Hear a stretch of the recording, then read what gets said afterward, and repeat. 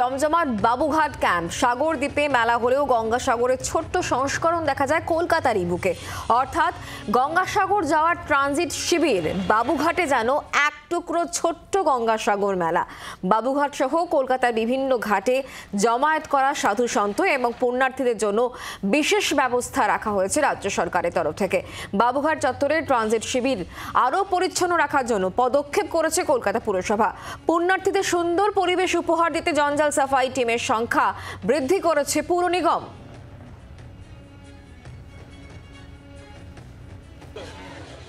গঙ্গাসাগরের পুণ্য স্নানের পুণ্য লগ্ন এখন শুধু সময়ের অপেক্ষা।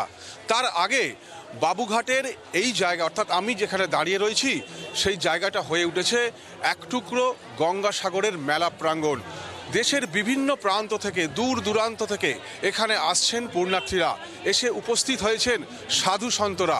যত বেলা বাড়ছে তাদের ভিড় তত বাড়ছে এবং তাদের জন্য সব রকম ব্যবস্থা করা হয়েছে রাজ্য সরকারের পক্ষ থেকে। এখান থেকে বিশেষ বাসের ব্যবস্থা করা হয়েছে, সেই বাসে করে পুণ্যার্থীরা চলে যাচ্ছেন গঙ্গাসাগরের উদ্দেশ্যে।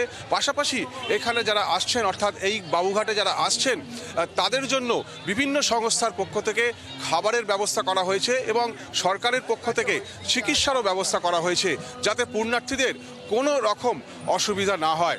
জি 24 ঘন্টার জন্য পার্থর সঙ্গে দেবব্রত, কলকাতা। বাংলার আওয়াজ, বাঙালির আবেগ, জি 24 ঘন্টা।